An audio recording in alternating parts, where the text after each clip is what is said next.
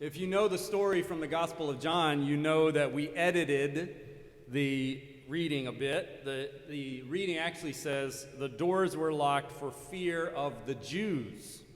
If you've spent any time in this church, I hope by now you know the reasons John's Gospel can come across as so anti-Jewish. The community that produced John's Gospel had been put out of the synagogue as Judaism, emerging from the destruction of the temple, decided that believing in Jesus was beyond the bounds of Jewish belief and practice. And these early Christians, early Jewish followers of Jesus, were increasingly angry and upset, and the language reflects the us and then them outcome of their beef. Nearly 2,000 years later, we could just update the language to the Judeans to more accurately pin down the specificity of the particular historical groups experiencing this conflict, or choose the alternative which we chose this morning, which is to change the Jews to the religious authorities, since John's beef is really with the leadership making these decisions about identity and practice. Or we could just leave the language intact and tag this entire gospel with a warning label, handle with extreme care. As we deepen our Easter experience with this first of several post-resurrection appearance stories, I want us to focus first on the fear in the text. The doors of the house where the disciples had met were locked for fear. Whether they were locked for fear of the religious authorities or locked for fear of the Roman authorities, they were locked. And you can't blame the disciples for their lockdown. Who knows what might happen if they are found out as followers of Jesus? Followers of the one who was branded enemy of the state, tried in the courts, sentenced and put to death. Who knows what might happen to this remnant of Jesus followers huddled together in fear? Behind these locked doors, Jesus appears. He appears to his faithful to dispel their fear, to show them that death has not conquered him. His enemies have not won. Will Willimon, the former dean of Duke Chapel, once made the point that if he were Jesus back from the dead, he would not have gone first to these inept disciples. He would have gone first to Pontius Pilate. Pilate, you made a big mistake. Now it's payback time. Or to Caiaphas, check your Bible one more time, you idiot. He would have gone to someone to get even. No wonder Thomas doubts that Jesus is really alive, because Jesus doesn't show up for payback. He doesn't go to get even with his persecutors. He goes to his weak, frightened disciples, not talking about judgment or payback, but still talking about forgiveness. If you forgive the sins of any, they are forgiven them. If you retain the sins of any, they are retained. Thomas doubts because not much has changed. Pilate is still washing his hands of his own participation in violence. Caiaphas is still pleased that the death of one person has restored the power of the religious establishment. And the disciples are still huddled in fear behind locked doors. And I know this is supposed to be good news for the church today. Jesus believes wholeheartedly in those of us who have so much trouble believing in him. The inept followers of Jesus who never measure up are exactly the ones Jesus chooses to carry on his message of forgiveness on the earth. Even those whose first instinct is to doubt God's power and presence in the world are met wherever we stand and given what we need to follow. Doubt is honored by God even as faith is encouraged. This is good news for us and for the disciples. But I can imagine that this good news is full of more fear for the disciples. The one who got himself into trouble for forgiving sins now gives the same power and responsibility to his disciples.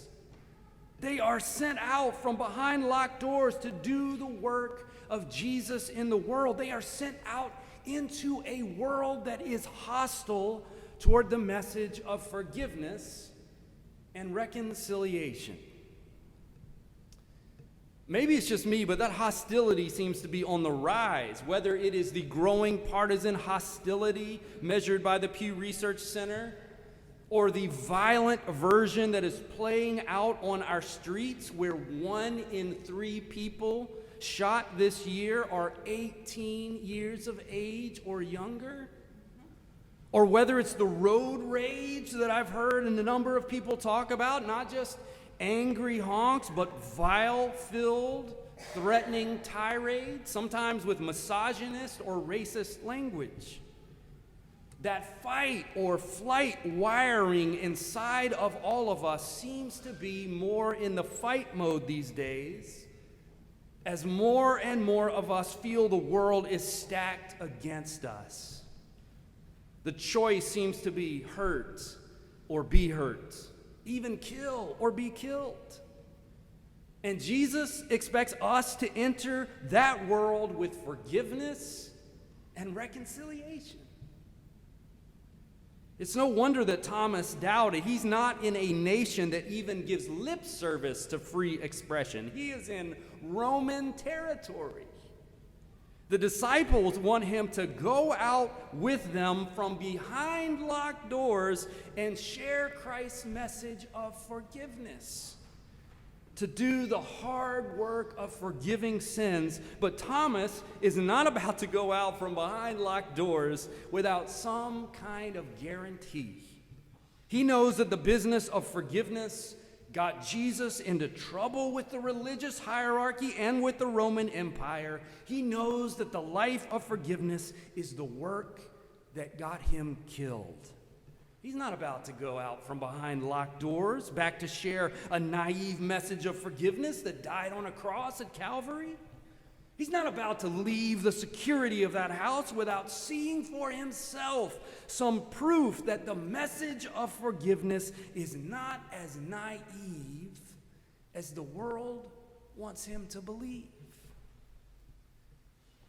It's hard not to doubt the message of forgiveness, especially these days when we're all legitimately concerned about someone taking something away from us.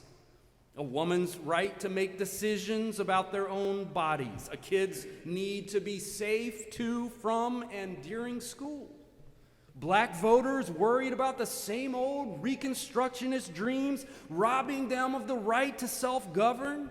Trans kids worried about their ability to go to a basic trip to the bathroom when it's been turned into a threatening political event. The enemy language that we used to direct in our wars overseas is now firmly entrenched at home. We lock not only the doors to our houses, but the doors to our hearts as retributive justice becomes the normal way that we relate to each other, not just nation to nation, but person to person. And yet, Jesus wants us to know that there is a cost to that kind of active war footing, a personal cost and a public cost. If you haven't yet seen the Netflix series Beef, I highly recommend it. It was written by Lee Sung-jin, who was inspired after his own road rage confrontation in LA. And the road rage incident that occurs between the two protagonists in the series quickly spirals into big trouble as they become obsessed with getting even. But the show is not a simple moralistic tale warning against anger.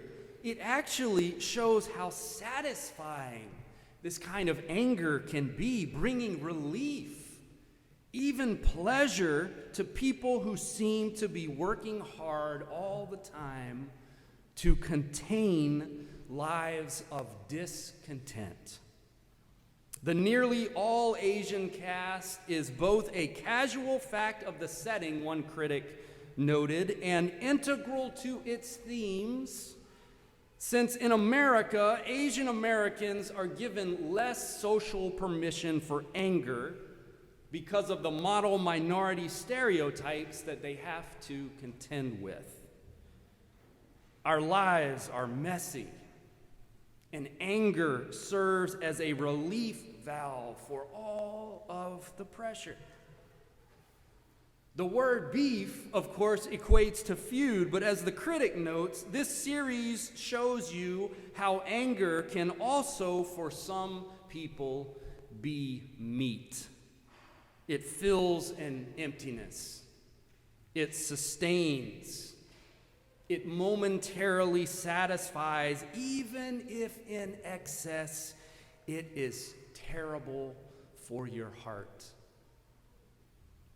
It's hard not to doubt the message of forgiveness because loving your enemies invariably includes getting hurt. There's simply no way around it. Love for friend and foe alike, for the righteous and the unrighteous, means hostility for those who live that life, just as it did for Jesus.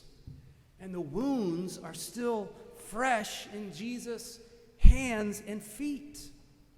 New life does not erase wounds from the past. Thomas knows that. But he also knows that Jesus came to fill the emptiness, not just to treat the symptoms. And a life of retribution is already a response to hurt that has already happened. A hurt that deepens a wound even as it brings temporary relief from it. In a world full of unending cycles of violent retribution, we who are the church gather to deal with the difficult news of this gospel, to deal with the reality that the risen Christ did not come back for his own retributive bloodbath. He did not come back to his disciples to arm them for a conflict with the enemy. He came instead to say in his resurrected body the same message that he always shared with them, that the way of forgiveness ultimately leads to life. And so we gather each week behind our own doors to deal with that reality. We pass the peace not just to be friendly with each other, but to remind each other that a forgiving stance that meets the hostility of the world with a desire to connect, to heal, to know, and to be known is still alive and well in the world. And we pass that peace hoping that our weekly habit will spill over into the rest of the week when we are confronted by that wisdom of the world that preaches that strength only comes from getting even. When we are confronted the reality that if we choose to live a life of forgiveness, we are opening ourselves up to being hurt yet again. And we need the repetition of that reminder because we can see, even from the us versus them language that is planted in this particular gospel story, that seeds of hostility can grow quickly into a kind of beef that takes on a life of its own, a beef that is hard to stop, a rage that temporarily satisfies, but is terrible for the heart. We come to hear the story one more time to give us a measure of courage to go back outside from behind all the locked doors in our hearts and in our world to risk a life of generosity, of kindness, of openness once again. To say to each other and to the world that living a life marked more by forgiveness and less by getting even is worth the cost. It is worth the wounds. It is worth the risk.